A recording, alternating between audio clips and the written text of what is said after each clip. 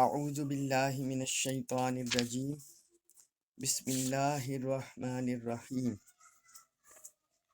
قال اس نے کہا یعنی حضرت یوسف علیہ السلام نے ہیا اس نے ہیا ضمیر مؤنث واحد غائب کی ہے، اس عورت کی طرف اشارہ ہو رہا ہے یعنی زلیخا کی طرف۔ ہیا اس نے راودتنی راودت پھسلانا چاہا نی مجھے،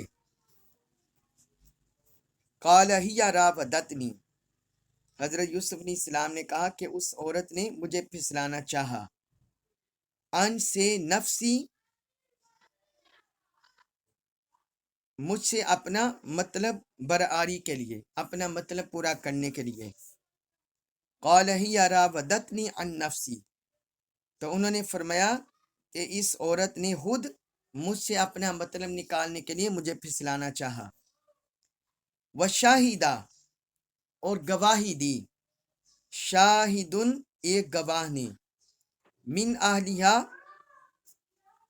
اس عورت کے گھر والوں میں سے، ہا ضمیر یہ اس عورت کی طرف اشارہ کاری ہے کہ اس عورت کے گھر والوں میں سے ایک گواہ نے گواہی دی۔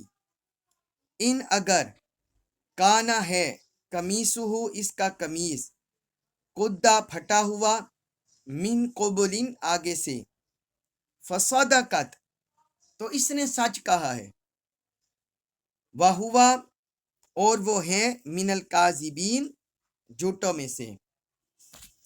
ان کانا قمیصہ قد من قبل فصدقت وہو من الکاذبین، اگر اس کا قمیص آگے سے پھٹا ہوا ہے تو اس عورت نے سچ بولا ہے اور وہ جھوٹوں میں سے ہے، وہو من الکاذبین اور وہ جھوٹوں میں سے ہے۔ آیت نمبر 27 بھی ساتھ پڑھ لیتے ہیں، وہ بھی ساتھ ملتا ہے۔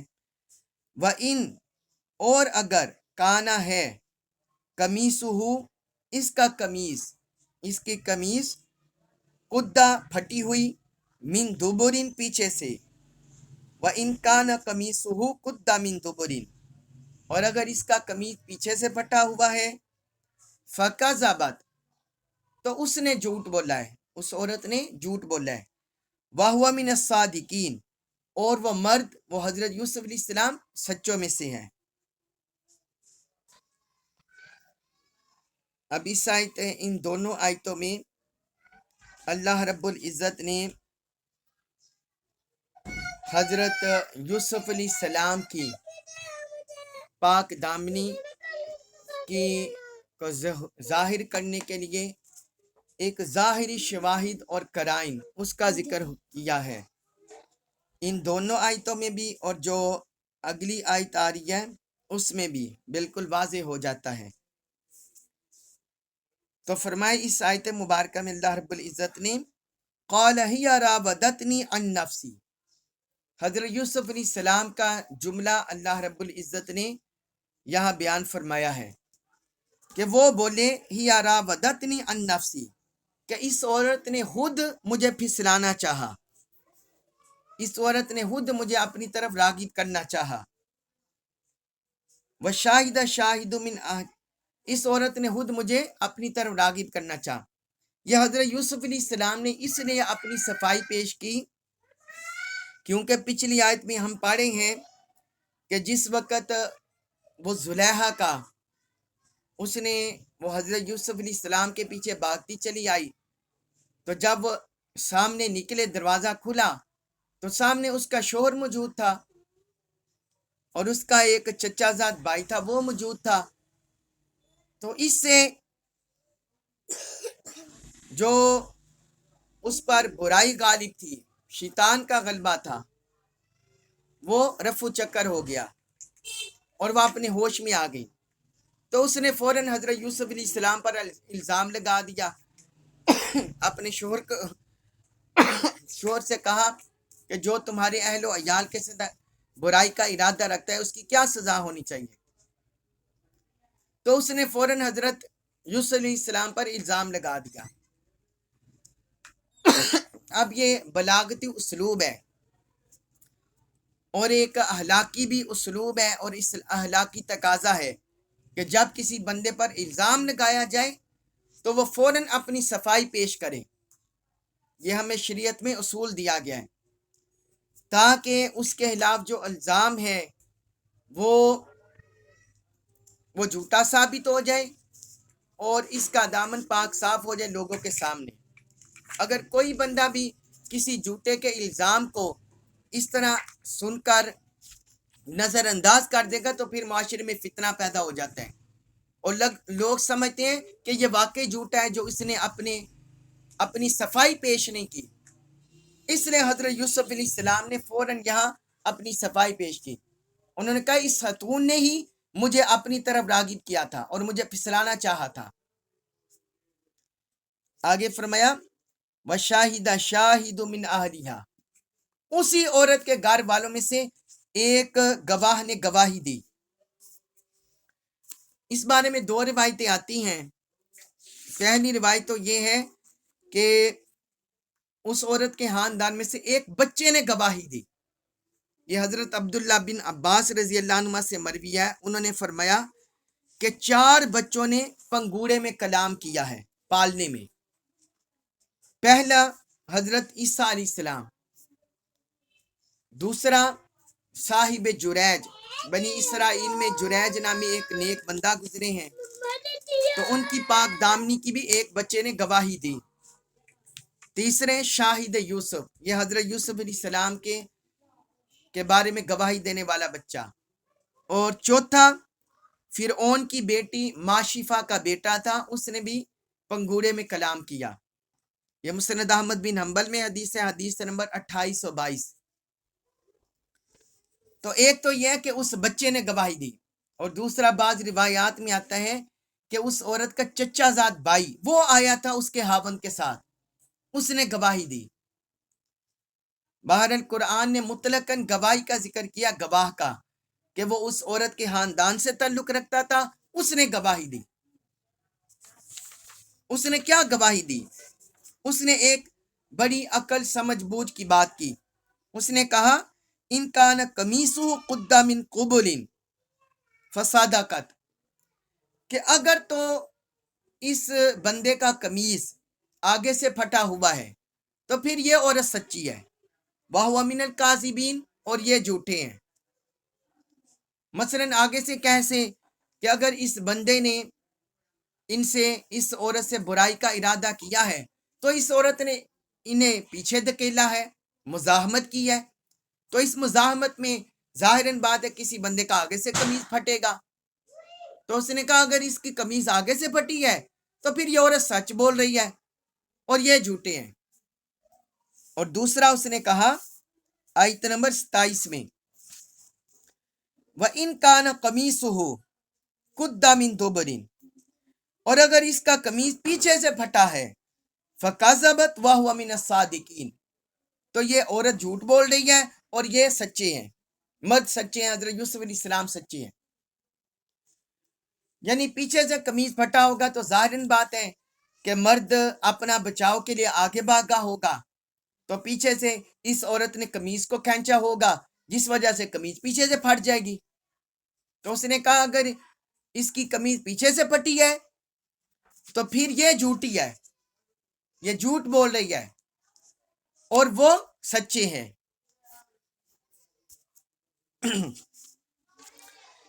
اس کے بعد ہے سورہ یوسف آیت نمبر 28، اس میں ارشاد فرمایا فلما، پھر جب، رآ، اس نے دیکھا، قمیصہ، اس کا قمیص، یعنی عزیزہ مصر نے، اس عورت کے خاوند نے جب قمیص دیکھا حضرت یوسف علیہ السلام کا، قدہ، وہ پھٹا ہوا تھا، من دبرن، پیچھے سے، ان کا قمیص پیچھے سے پھٹا ہوا تھا. قالا، وہ بولا، اس نے کہا انہو، بے شک یہ ہے، من کیدکن، تمہارے عورتوں کا مکر، انہو من کیدکن، بے شک یہ تم عورتوں کا مکر ہے. انہ، بے شک، کیدہ کنہ، کیدہ مکر و فریب، کنہ، تم عورتوں کا، یہ کنہ جمع ہے عورتوں کی کما کنہ، کی واحد مؤنث حاضر کے لیے آتا ہے، ضمیر آتی ہے کما دو کے لیے، اور کنہ جمع مؤنث خطاب کی ضمیر ہے۔ کنہ انا قیدا کنہ، بے شک جو تمہارا مکر ہے عظیم، بڑا ہوتا ہے، بڑا خطرناک ہوتا ہے۔ اب اس آیت مبارکہ میں حضرت یوسف علیہ السلام کی پاک دامنی بالکل واضح نکھر کر سامنے آ گئی۔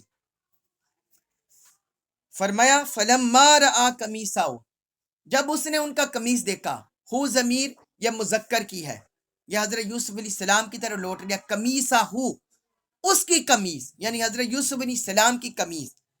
جب اس نے، اس عزیز مصر نے جب قمیص دیکھی، وہ جو کتفیر تھا، جب اس نے قمیص دیکھی حضرت یوسف علیہ السلام کی، قدّ من دبرن، وہ پیچھے سے پھٹی ہوئی تھی، وہ پیچھے سے پھٹی ہوئی تھی۔ تو اس سے وہ سمجھ گیا کہ حضرت یوسف علیہ السلام کا دامن پاک صاف ہے، ان کے دامن پر دبا نہیں ہے، ان کا دامن پاک صاف ہے، ان کے دامن پر دبا نہیں، بلکہ اس میں میری ہتون ملوث ہے، کیونکہ ان کا قمیص پیچھے سے پھٹا ہوا تھا۔ اس کا مطلب ہے انہوں نے بچاؤ کی کوشش کی، وہ آگے بھاگے، عورت نے پیچھا کیا، پیچھے سے ان کی قمیص کھینچی، ان کی قمیص پھٹ گئی۔ تو وہ پھر آگے کہتا ہے قال انہ من کیدکن، یہ تم عورتوں کا مکر ہے، یعنی وہ سمجھ گیا کہ اس میں میری بیوی ملوث ہے، لیکن وہ چونکہ اتنا غیرت مند، جری اور بہادر نہیں تھا، اس لیے براہ راست اپنی بیوی پر کوئی سرزنش نہیں کر سکا، کوئی اسے تنبیہ نہیں کر سکا، کوئی اس کی تعدیب نہیں کر سکا، اسے سخت لہجے میں نہیں کہا، اس کے ساتھ کوئی اس طرح سخت رویہ نہیں رکھا۔ اگر بظاہر سزا نہ دیتا، لیکن کم از کم کوئی سختی کے جملے تو اس سے بولتا، لیکن اس نے صرف یہ کہہ دیا کہ یہ تم عورتوں کا مکر ہے۔ اس سے پتہ چلتا ہے کہ اس میں کوئی اتنے گیٹس نہیں تھے مردانہ قوت کے، یہ بعض مفسرین نے لکھا بھی ہے۔ اور پھر آگے کہتا ہے اِنَّ کَیْدَکُنَّ عَظِیمٌ، تم عورتوں کا مکر بڑا ہوتا ہے، یعنی مردوں کے مقابلے میں جو اس طرح فسادی عورتیں ہوتی ہیں، ساری خواتین تو نہیں، جو فسادی خواتین ہوتی ہیں اور برائی کی طرف مائل ہوتی ہیں، ان کا مکر و فریب بہت زیادہ ہوتا ہے۔ تو اس نے کہا کہ یہ تم عورتوں کا مکر بڑا خطرناک ہوتا ہے۔ تو اس سے، اس آیت سے اور پچھلی آیتوں سے جو بظاہر قرائن ہمارے سامنے، شواہد سامنے آئے، اس سے حضرت یوسف علیہ السلام کی پاک دامنی واضح ہمارے سامنے آتی ہے۔ اب اس میں اور ان آیتوں، ان تین آیات سے کون کون سے بظاہر شواہد اور قرائن حضرت یوسف علیہ السلام کی پاک دامنی کے سامنے آئے ہیں، وہ آپ دیکھ لیں، سماعت کر لیں۔ پہلا تو یہ کہ حضرت یوسف علیہ السلام نے خود اپنی پاک دامنی دی، جو آیت نمبر 26 میں ہم نے پڑھا کہ انہوں نے کہا ہی راودتنی عن نفسی، کہ اس عورت نے خود مجھے پھسلانا چاہا، میری طرف راغب ہوئی اور نفس کی طرف مجھے ڈالنا چاہا۔ حضرت یوسف علیہ السلام نے خود دو ٹوک الفاظ میں اپنی پاک دامنی کو ظاہر کیا، تو یہ قرینہ اور شواہد ہے ان کی پاک دامنی پر۔ نمبر دوسرا یہ کہ حضرت یوسف علیہ السلام وہ اس مرد کے گھر رہ رہے تھے، اس عزیز مصر کے گھر رہ رہے تھے، وہاں ان کی زندگی کا حصہ گزرا تھا، اس کا نمک کھایا تھا۔ تو یہ کیسے ہو سکتا ہے کہ جو اتنے پاک نفس ہوں، پاک سوچ رکھنے والے ہوں، یہ کیسے ہو سکتا ہے پاک طینت ہو کہ وہ نمک حرامی کرے اور جس گھر سے کھا رہے ہوں اسی کی بیوی کے بارے پر وہ کیا کہتے ہیں، برا ارادہ کرے۔ لہذا یہ بھی بظاہر ان کی پاک دامنی پر شہادت ہے، گواہی ہے۔ تیسری ہمیں اسی سے یہ بھی گواہی ملتی ہے، شہادت ملتی ہے بظاہر، کہ حضرت یوسف علیہ السلام تیزی سے بھاگ رہے تھے دروازے کی طرف، اور پیچھے سے اس خاتون نے انہیں کھینچا، تو پیچھے سے ان کا قمیض پھٹ گیا، جو اس آیت مبارکہ میں ہم نے پڑھ لیا ہے، آیت نمبر 28 میں پیچھے سے ان کا قمیض پھٹ گیا۔ تو یہ بھی ان کی پاک دامنی پر واضح گواہی ہے۔ چوتھا، پھر روایات سے پتہ چلتا ہے کہ اس عورت نے پورا بناؤ سنگار کیا ہوا تھا، وہ بڑی بنی سنوری ہوئی تھی، جبکہ حضرت یوسف علیہ السلام اسی طرح سادہ لباس میں تھے جس طرح وہ معمول کا پہن تھے۔ تو اس سے بھی پتہ چلتا ہے کہ وہی عورت انہیں گناہ کی دعوت دینے والی تھی۔ اور پانچواں، اس سے یہ شہادت سامنے آتی ہے، شواہد، کہ حضرت یوسف علیہ السلام کا ایک زمانہ ان کے اندر گزرا تھا۔ تقریباً آپ یہ سمجھ لیں اگر 33 سال کی عمر میں یہ واقعہ ہوا تو 15 سال کی عمر میں اگر وہ وہاں سے کنعان سے نکلے تو تقریباً 17-18 سال۔ اگر ان سے اس 17-18 سالوں میں ظاہراً بات ہے کوئی بندہ پہچان لیتا ہے اپنے غلام کو، منہ بولے بیٹے کو، کہ اس کا ہمارے ساتھ کیا رویہ، یہ بد نیت ہے، بد کردار ہے یا نہیں ہے، یہ بد تہذیب ہے، غیر شائستہ ہے یا مہذب ہے، نیک صالح ہے، انسان پہلی نظر میں پہچان جاتا ہے۔ تو اتنا عرصہ جو وہ عزیز مصر کے ہاں رہے، اس کے فیر کے ہاں رہے، تو اسی سے سمجھ آتا ہے کہ اس شخص کی نگاہ میں حضرت یوسف علیہ السلام پاک دامن تھے، اس لیے اس شخص نے آخر میں یہ جملے بولے آیت نمبر 28 میں، اِنَّ کَیْدَکُنَّ عَظِیم قَالَ اِنَّهُ مِن کَیْدِکُنَّ اِنَّ کَیْدَکُنَّ عَظِیم، کہ یہ تم عورتوں کا مکر ہے اور تم عورتوں کا مکر بڑا خطرناک ہوتا ہے۔ تو یہ 5 شواہد ہمیں ان آیات سے جو ان کے ظاہری شواہد ملتے ہیں ان کی پاک دامنی کے، کہ وہ پاک دامن تھے، پاک صاف تھے، پاک باز تھے۔ اس کے بعد ہے یہ آیت نمبر 29، اس میں یہ والا مضمون مکمل ہو جائے گا۔ اس میں فرمایا، یوسف، اے یوسف، اعرض، تم درگزر کرو، اعراض کرو، ان سے، ہاذا، اس سے، یوسف اعرض ان ہاذا، اے یوسف تم اس بات سے اعراض کرو۔ یہ وہی جو عزیز مصر ہے وہ جملے بول رہا تھا حضرت یوسف علیہ السلام کو، وَاسْتَغْفِرِی، اور تم معافی مانگو، اے خاتون تم معافی مانگو، لِذَنْبِک، اپنے گناہ کی، اے خاتون تم اپنے گناہ کی معافی مانگو، اِنَّکی، بے شک تو، کنتی تم ہو، من الخاطئین، خطا کاروں میں سے، اِنَّکی کنتی من الخاطئین، بے شک تم ہی خطا کاروں میں سے ہو۔ اب یہ دیکھیں، جس طرح میں نے پہلے عرض کر دیا کہ وہ زلیخا کا جو حامن تھا وہ بظاہر اتنا یعنی اعصاب کے لحاظ سے اور اس طرح اپنے گیٹس کے لحاظ سے اتنا مضبوط بندہ نہیں تھا، اس لیے وہ اپنی بیوی کے سامنے اتنا نہیں بول سکا، اور حضرت یوسف علیہ السلام کا اتنا دفاع اور ان کی پاک دامنی کو اتنا بیان نہیں کر سکا، مگر پھر بھی چونکہ ایک عرصہ گزرا تھا اس لیے پھر بھی اس کی زبان سے کچھ نہ کچھ حضرت یوسف علیہ السلام کی پاک دامنی ظاہر ہو گئی، عیاں ہو گئی۔ اب آگے اس آیت میں اسی کے جملے کوڈ ہو رہے ہیں، اللہ تعالیٰ نے حکایتاً اسی کے جملے قرآن میں ذکر کیے ہیں۔ تو وہ کہتا ہے، یوسف اعرض عن ھذا، اے یوسف تم اس معاملے سے درگزر کرو، یعنی اے یوسف جو ہو گیا تم اس معاملے کو رفع دفع کرو، اس معاملے کو ادھر ہی ختم کر دو، کہیں ایسا نہ ہو کہ معاشرے میں پھیل جائے، لوگوں کو پتہ چل جائے تو پھر میری بدنامی ہو جائے،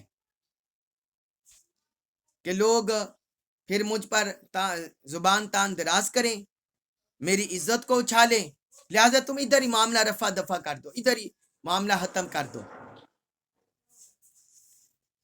آگے وہ اپنی بیوی سے کہتا ہے، وَاسْتَغْفِرِی لِذَنْبِک، तुम अपने गुनाह की मगफिरत मांगो, इन्ना की कुंती मिनल हातीन, बेशक तुम ही हताकारों में से हो।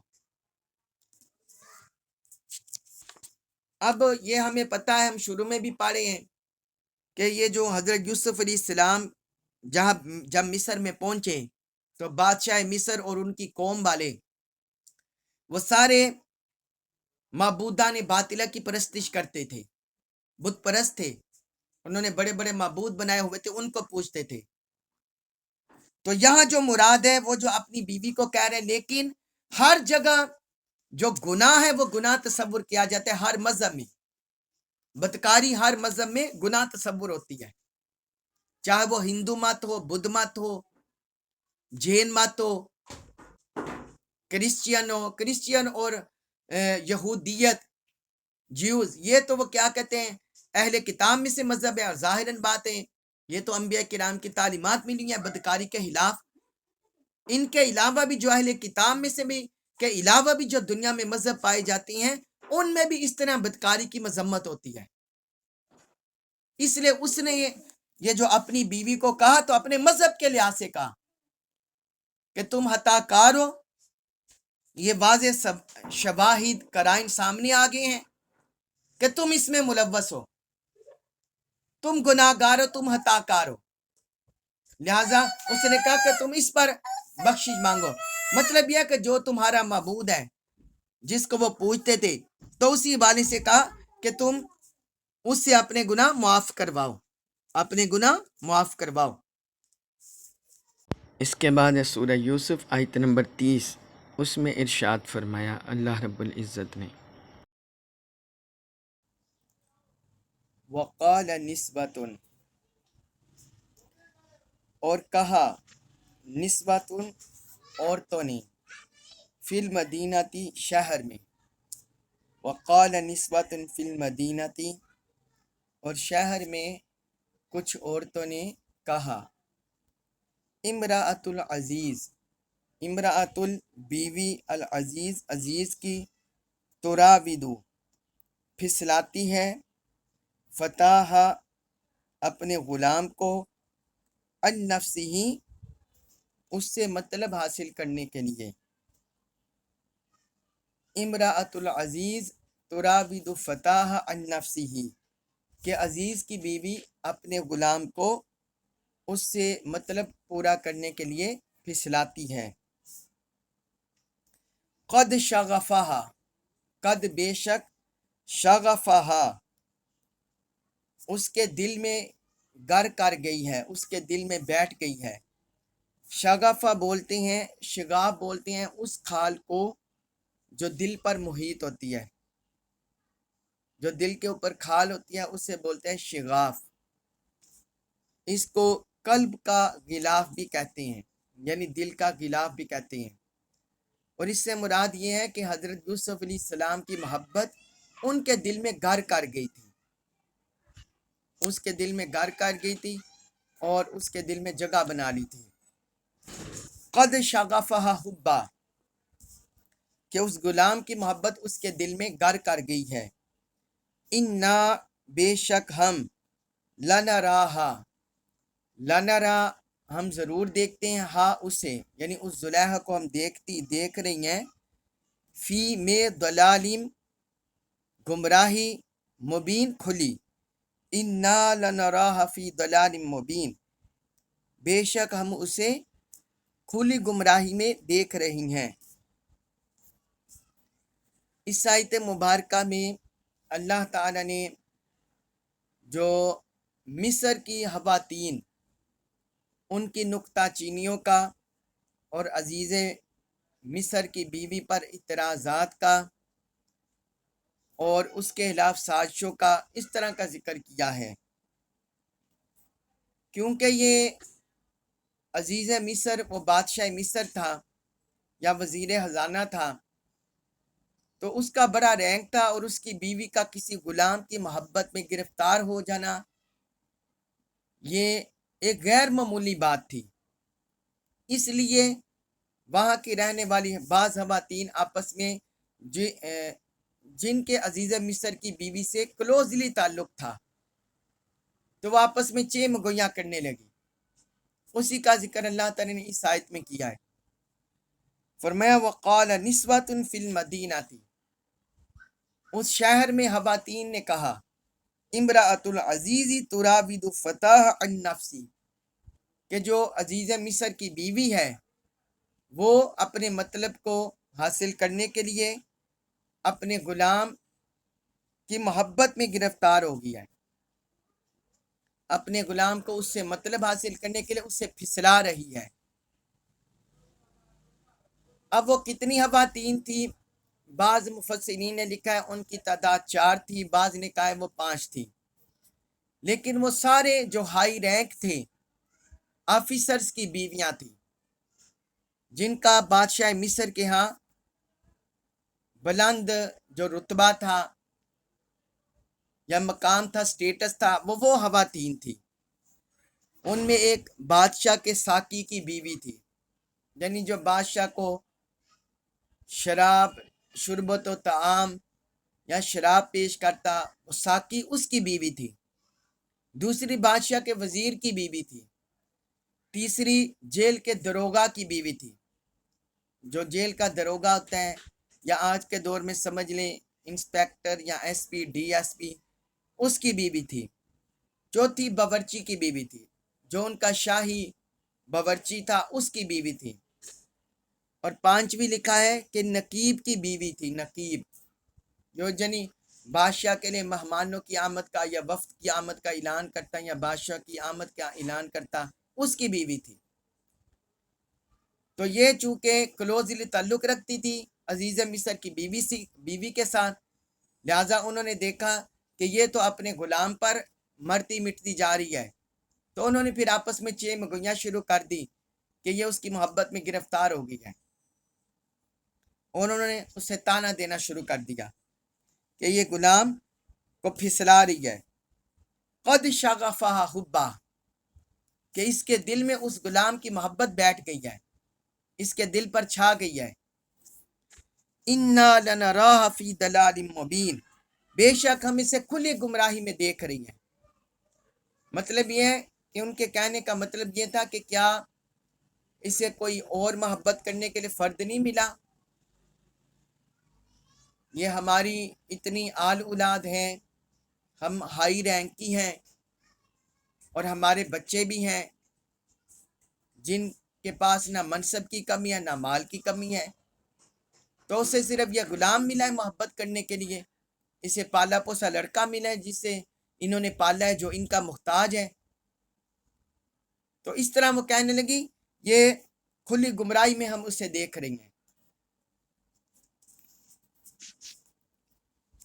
اس کے بعد ہے سورہ یوسف آیت نمبر 31، اس میں ارشاد فرمایا اللہ رب العزت نے فلما، پھر جب سمعت، اس نے سنا، یعنی اس زلیخا نے سنا، بمکرہن، ان عورتوں کے مکر و فریب کو، ان کی مکارانہ باتوں کو، پھر جب اس زلیخا نے ان کے مکر و فریب کو سنا، ارسلت الیہن، ارسلت اس نے بلایا، الیہن انہیں، تو اس نے اپنے پاس بلا لیا،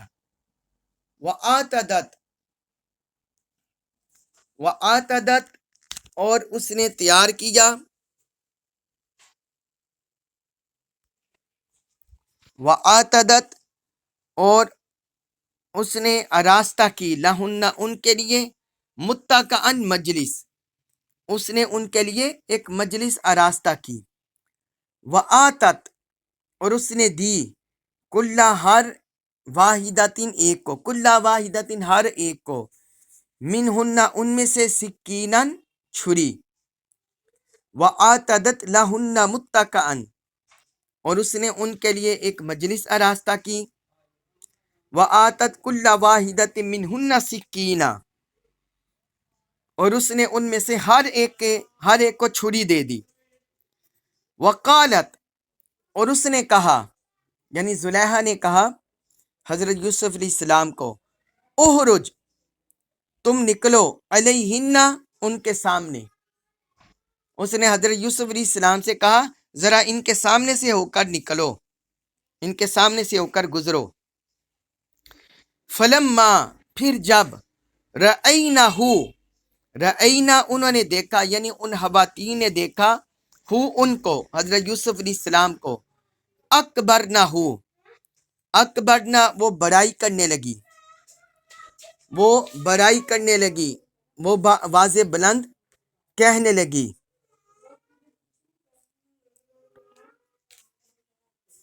اکبرنا وہ واضح بلند کہنے لگی، وہ اس کی بڑائی کرنے لگی، یعنی حضرت یوسف علیہ السلام کی۔ فلما رأینہ اکبرنہ، پھر جب انہوں نے حضرت یوسف علیہ السلام کو دیکھا تو اس کی بڑائی کرنے لگی، یعنی عظمت کے گن گانے لگی۔ وقطعنا، اور انہوں نے کاٹ دیا، ایدیہن اپنے ہاتھوں کو، کاٹ دیا۔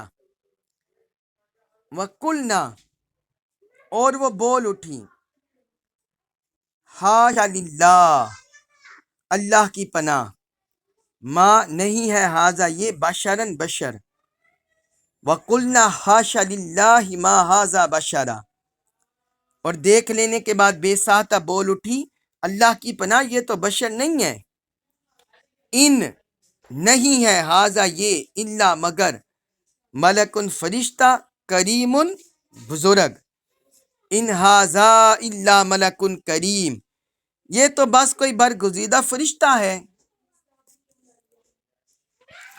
اب اس آیت مبارکہ میں اللہ رب العزت نے ان عورتوں کی دعوت کا اور جو انہوں نے حضرت یوسف علیہ السلام کے حسن کا نظارہ کیا اور پھر جو ان کی کیفیت ہوئی، ان سب احوال کو ذکر کیا ہے۔ وہ جب عزیزہ مصر کے بیوی نے سنا کہ اس طرح خواتین میرے بارے میں باتیں کر رہی ہیں اور وہ گویا مجھے ہیچ اور کمتر سمجھ رہی ہیں کہ میں ایسے کسی لڑکے کو، کسی بندے کو دل دے بیٹھی ہوں اور وہ میرے خلاف اس طرح باتیں کر رہی ہیں، تو اس نے ان سب کو دعوت پر بلا لیا۔ اسی کا ذکر اس آیت میں ہے۔ فرمایا فلما سمعت بمکرہن، پھر جب اس زلیخا نے ان کے مکر کو سنا، وہ وہی مکر جو پیچھے ہم پڑھے ہیں کہ انہوں نے کہا یہ تو یہ، یعنی اپنے غلام پر عاشق ہو چکی ہے اور اس کو پھسلانا چاہ رہی ہے اور طرح طرح کے اسے پینگے محبت کی ڈال رہی ہے۔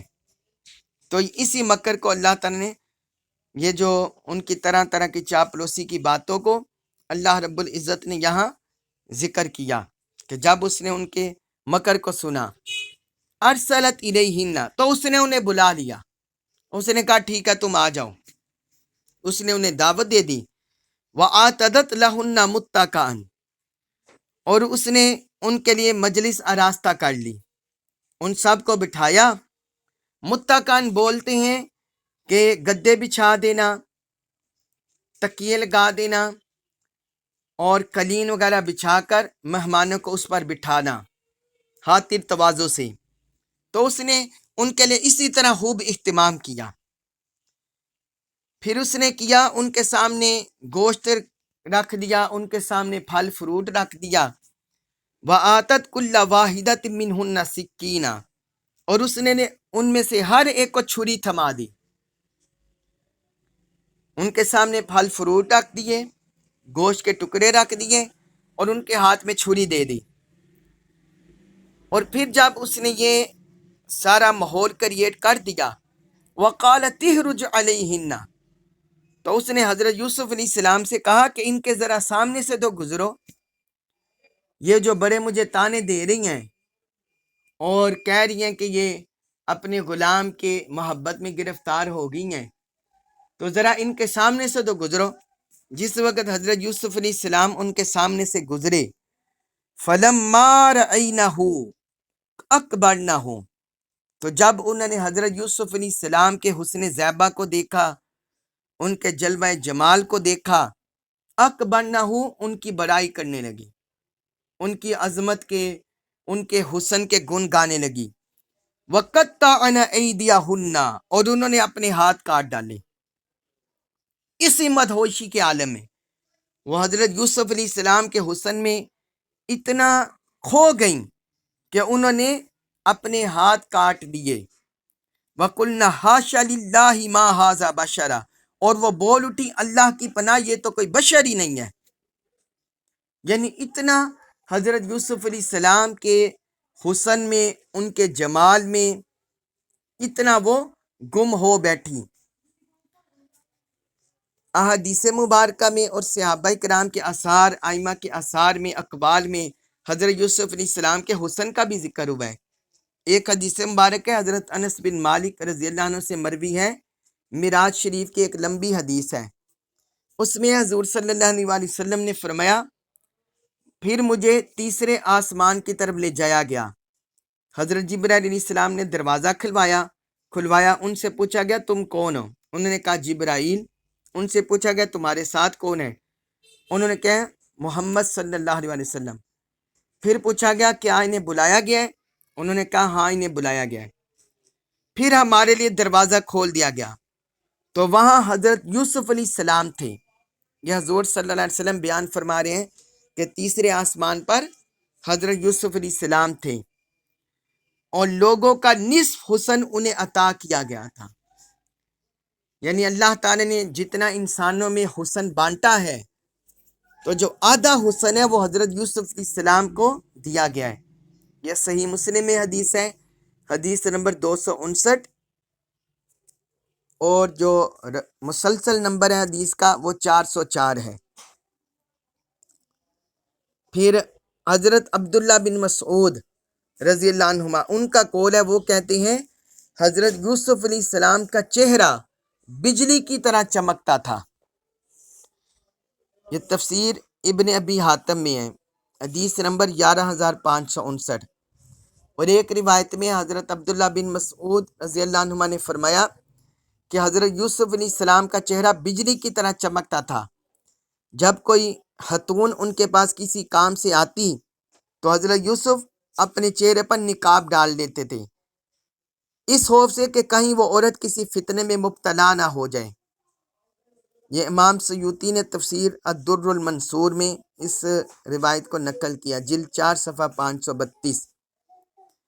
اسی طرح حضرت عبداللہ رضی اللہ عنہ سے یہ بھی مروی ہے کہ حضرت یوسف علیہ السلام جب مصر کی گلیوں میں چلتے تھے تو ان کا چہرہ دیواروں پر اس طرح چمکتا تھا جس طرح سورج دیواروں پر چمکتا ہے۔